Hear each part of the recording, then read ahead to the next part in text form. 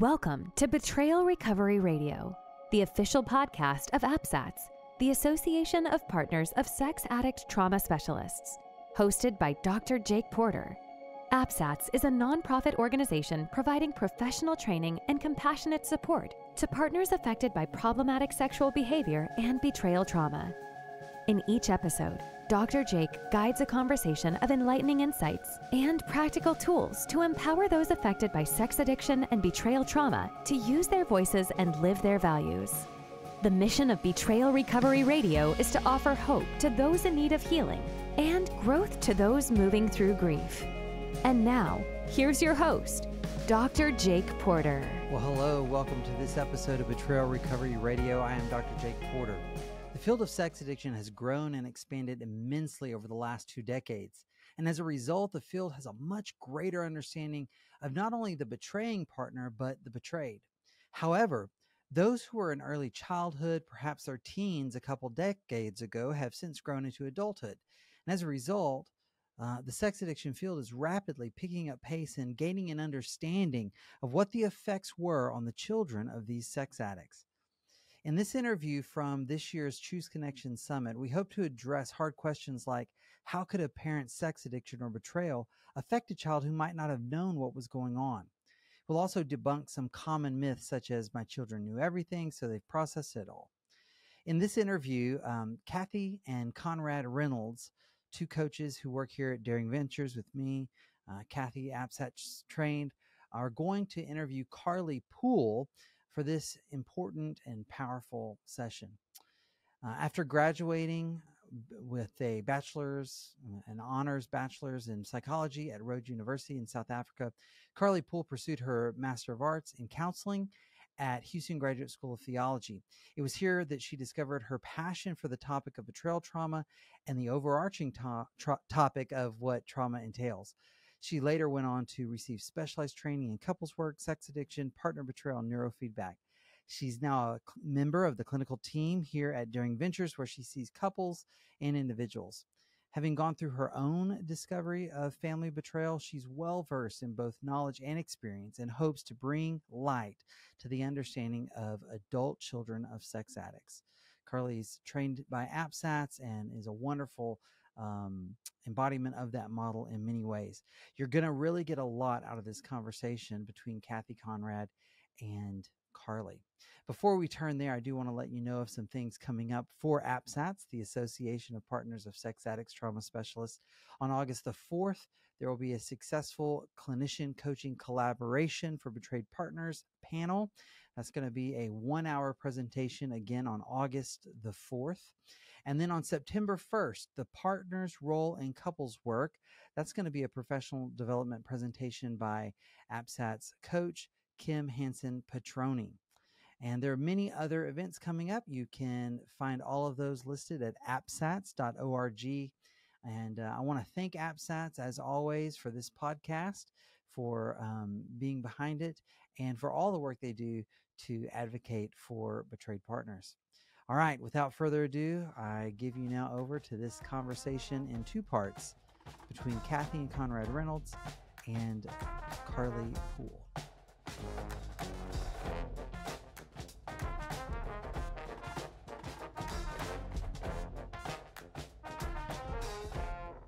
Hi, I am Kathy Reynolds with Daring Ventures. Welcome to the 2023 Choose Connection Summit. And I am so honored to be here with my super sweet friend and colleague, Carley Pool. Carley, for those of you who have not yet had the privilege of getting to know Carley, she is our friend across the pond. And when she first started working for us, other than the fact that she was just so smart and kind, it was her beautiful accent that just draws you in and you just want to sit and have conversation with her. So I'm excited for all of you to be able to hear what Carley has to share with us today. So I'm going to tell you a little bit about Carley.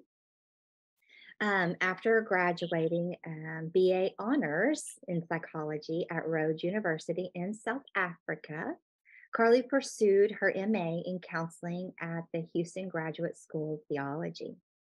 It was there that she discovered her passion for the topic of betrayal trauma and the overarching topic of what trauma entails. She later went on to receive specialized training in couples work, sex addiction, partner betrayal, and neurofeedback. She now works as the clinical team member at Daring Ventures, where she sees couples and individuals. And having gone through her own discovery of family betrayal, Carley is well versed in both knowledge and experience and hopes to bring light to the understanding of adult children of sex addicts. So Carley's topic of discussion for us today, such an important one.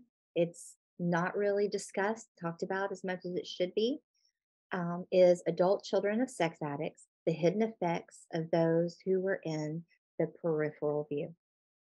Welcome, Carley. Hi, Kathy. I'm like filled with excitement now. I just felt the spur of passion like come upon me. Like I'm so excited. Me too. Me too. Me too. I'm passionate about this topic just as much as you are. And I think as an industry, we've focused so much on the compulsive sexual behavior, sex addiction, and the betrayal trauma that we are just now beginning to really understand this is a systematic problem within the whole family unit. And it deserves attention, just like the other parts. So let's just jump right in. You have some questions that you think are really important for people to know. And so we're going to go through that. And, Carley and I might talk a little bit about some of our own personal histories and stories. So this is going to be a really casual conversation between friends. All right, Carley, first thing, why do you think it's important to talk about this topic, especially if it's the parents' behavior and not the adult children? All right. So my answer actually piggybacks on what you just said about the system effect. And I think that it's taken way too long. It's taken way too long to create a platform for adult children. And I'm not too sure about the history of betrayal trauma in terms of the inception, because sex addiction has always been around. But I would say maybe 2 decades, right? A little more than 2 decades. Sure. And 2 decades ago, the adult children who are now adults were children. Mm-hmm. So there's been all this time of sex addiction recovery, love addiction, betrayal trauma. And now we have enough evidence, we have enough research, we have enough data, or we're starting to get enough to actually say, okay, it's been 20 years. Parents are saying, oh, this is the aftershock. This is what my adult children are experiencing or what they observe. It might be difficulty with intimate relationships, or their children might be on the extremes of too much love, too little love. And so it's important because it's evident. We can see the effects now and understand it, and for lack of a better word, label it, the behavior, and give it more of an understanding. Mm-hmm, mm-hmm. Absolutely, Carley. I completely agree with you on that. All right. So what are some of the common characteristics among those adult children of sex addicts? Right. Keyword sex. Thank you. You want to elaborate on that? Right. I think the baseline of the common characteristics is the sexual identity of these adult children and their understanding and perception of sex, and how that bleeds into their other relationships, their work environment, just their whole perception of perceiving the world.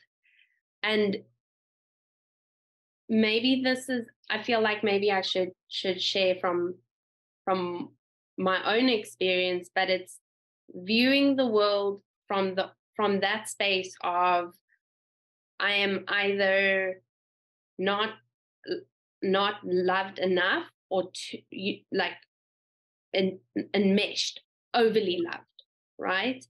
And one way to fix that is through either controlling the sexual behavior or over sexualizing things. Right. And so the whole view of life is through that lens of, lack of boundaries, too many boundaries. It all relates to that sexual identity. And like any addiction, or I hate this word, dysfunction or disorder, we look at a bell curve. You have average and average behaviors, then you have those extremes. And so with adult children of sex addiction, they're always playing around in the extremes, right? Too much sex, too little sex. Sex is either villainized or it's over dependent on. Everything is viewed through those things. I actually made notes, so I'm going to look at my notes. Absolutely. Right. And some of the other characteristics is the role of the children in and the adult children in family. So what we often see, or what I've seen in my own family and other adult children of sex addiction, is what happens in the parent relationship when discovery happens. Does mom, like Ken Adams talks about, enmesh, parentify the child? And how does that carry on through adulthood? Or do they avoid? Do they, keep it quiet? And how does that create the role of the child in the family? Are they the hero, the people pleaser? Are they the scapegoat, the rebel, or the lost child who just doesn't have a voice, who naysays, whatever goes? So those are some key factors that are common amongst adult children of sex addiction. So do you think the ages of those children at the time of discovery matters? I'm thinking in terms of my own family system here. Yeah. What are your thoughts on that? Oh, that's a good question. If they're adult children, I think it will always affect any child. Do I think the age matters? Kathy, that's such a good question. Well, let me tell you why I'm asking. Okay. Because you piqued my curiosity. Mm-hmm. You're talking about the family of origin and what their place was in the family system. Yeah. So I can talk openly that this is my story. I'm a betrayed partner. My husband's in recovery for sex addiction, and we have 2 adult boys. My children are basically, I have 2 only children. They're 11 years apart. So at discovery, I had an adult son, and I had a adult. I think he was 7 years old at the time, and I'm thinking in terms of how I showed up as the betrayed partner in that with my children, and very clearly do I see the enmeshment with my adult son. Mm-hmm. He was definitely our hero child, but my youngest son, because there's not a whole lot he could give me in terms of comfort, and I really had to shield him, but he became the lost child. Right. So that's the reason why I was asking what your thoughts were on that. Right. And this is where my thinking went when you asked that, when we think of if it was an adult child at the time of discovery, the effect is that there's always been some lurking dysfunction in the family. Then discovery happens, then it's sometimes known if the parents talk about it, right? But there is this something that is not right. Okay. So the adult child experiences something's not right, but I don't know what it is, so it must be me. Absolutely. The younger child, who is young at the time of discovery, might know, okay, there was a sex addiction, might not. These are so individual. These scenarios are so individual. But then the identity could become the sexualized identity, or the world is viewed through sex, or the retrospect. I'm the retrospect, right? I'm the child, the adult child who didn't know but knew, didn't know what it was. There was this cloud of fog in the house. We don't know what's wrong. And so it affects all children, no matter the age. The effect just looks different. Carley, I'm going to ask you to elaborate on what you just said, because I think it is very important. You said, even if the children didn't know, they knew. Because obviously, and I can understand that a person with a sexual addiction wants to believe that addiction is completely separate from their family, right? They're managing it. It's not impacting. Yes. That is an absolute lie. Mm. It is like this dark cloud that hovers over everything that everyone knows is there. Maybe can't give it a name, but they know it's there. Can you talk a little bit more about that? Yeah. So the way I explain it to my clients is, okay, there's two ways I like to explain it. The one is Dr. Manwala, I think that's his name. Yeah, Omar Manwala. Yes, talks about the secret basement. Mm-hmm. Okay, so there's the secret basement going on, but it produces behaviors. Yeah. And so something's up, but there's the secret. The other way I explain it, if I want to get real fancy, is just this understanding, and Google it. Johari window. Go look it up. Johari window. Yeah, absolutely. And it talks about what is known to everybody, what is known to the self, but not everybody else, what is known to everybody else, but not to the self. There's this, the family experiences behaviors that the acting out partner, the betraying partner isn't fully aware of. It's that oh, I'm not doing anything wrong. Then they do an intensive with Daring Ventures, and then they go, oh, I did do something wrong. So it's the repercussion of that. But more in a simple way of understanding it is, if I could bring a little bit of scriptures, a good tree bears good fruit. Yeah. And so when there are bad fruit, we know it's a bad tree. Mm-hmm. Okay. And so the not knowing, but knowing, is you can see it, you can feel it in your gut. It's not healthy, because there's not this unconditional sense of I'm fully loved and accepted, and you can maybe trust mom, but not, you can maybe trust dad, but you can't. There are instances when it's safe, when it's not safe. Mm-hmm. Right. So it's yeah. Because there's no stability in the family. Mm-hmm. There's no safety. And for the partners who are listening, they, most cases, not all cases, they really tried to overcompensate for those deficits, which was me. Mm-hmm.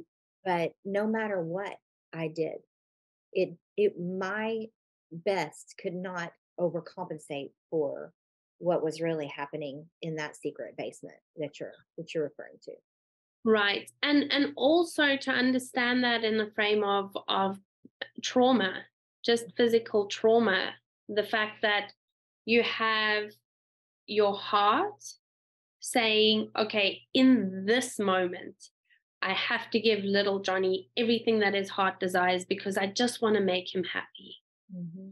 And then as an individual experiencing trauma, when we think of that window of tolerance, if something snaps and your child sees that, you're not to blame for the response you had as a result of trauma, right? So you can't keep that mask up. You can't, and it's not a mask. It's that in that moment you're trying to help, but then your body takes over and you do something wrong, and then you go back and it's like, oh wait, no, I've got to fix this. And so, right, we're embodied beings. That's right. So, and you know what, Carley, I appreciate you saying that, because my hope is that for any, betrayed partner, mother out there listening, that can take some shame off of you. Yeah. You really did the best you could in those circumstances. And one more thing to say about, how the children knew. I remember reading that somewhere early on, when I was ferociously reading absolutely everything I could get my hands on to understand this. And I read that, and I sat with my adult son and I asked him, I said, I read this because I didn't have a clue, literally knew nothing. There were no flags for me other than the dysfunction in the family. Yeah. I did not, how would I have ever known to equivocate that to sex addiction? Yeah. And I said, is there truth to that? Did you know something? Because I wanted to relieve the shame. If a lot of times children have seen something, and now they're holding on to that secret of knowing something that their addicted parent has done, and they're holding on to the secret of that. And so I wanted to release him of that if there was anything. And he said, oh, absolutely, Mom. I always knew Dad cheated on you. And it just felt like somebody kicked me in the gut. And he said, I never had any proof. I didn't catch him, but I just knew. Yeah.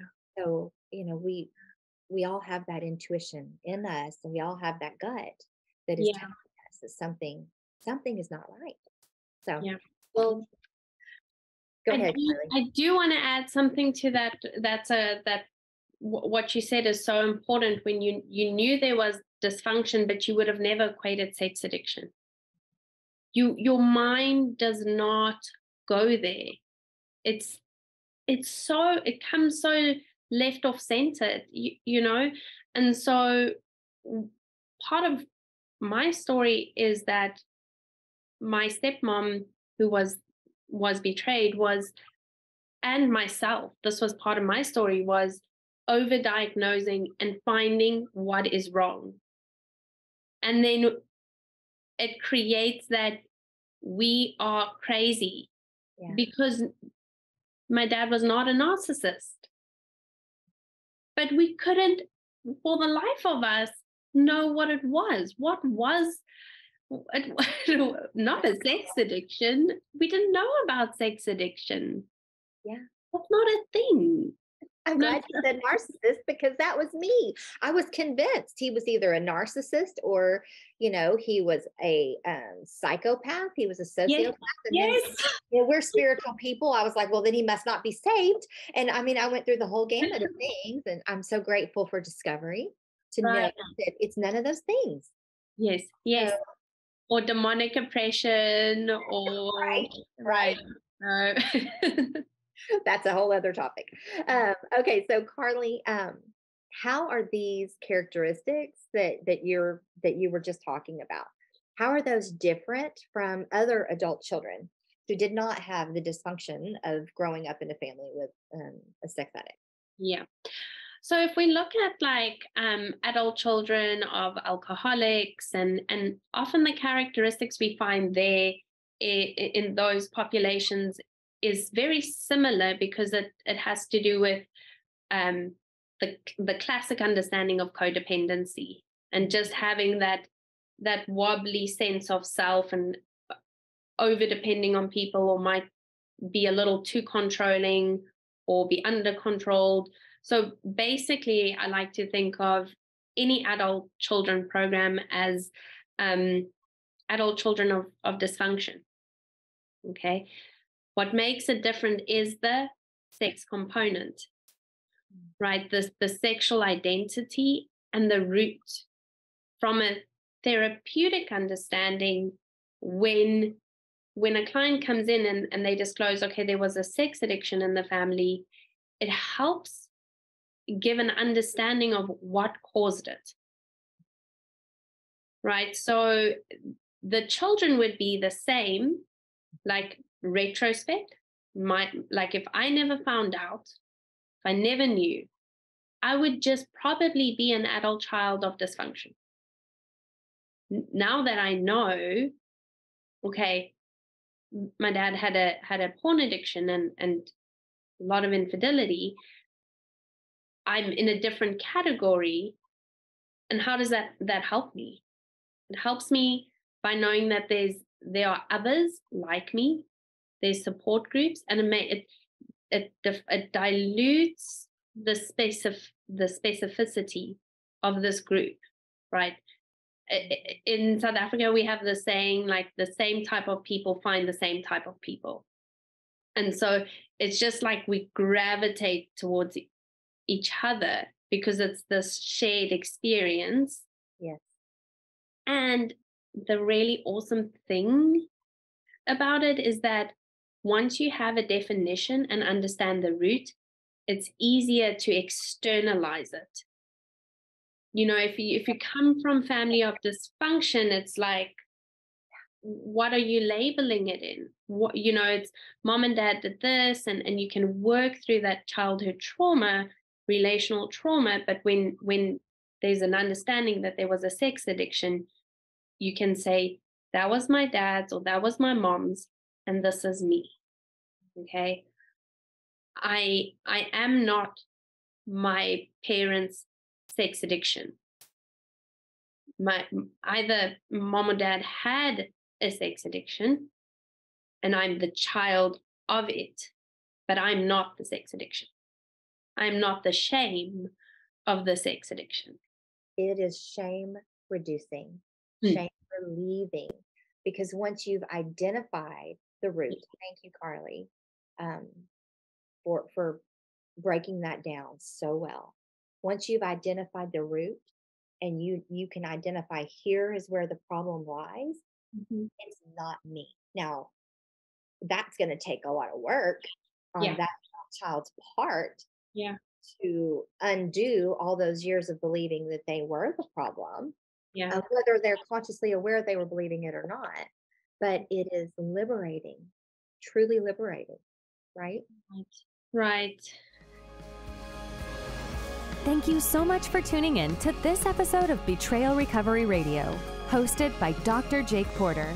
If you value the content we've shared today, please feel free to rate, subscribe, and leave a review. This helps others find the show, and we greatly appreciate it. For more resources, visit apsats.org. That's apsats.org.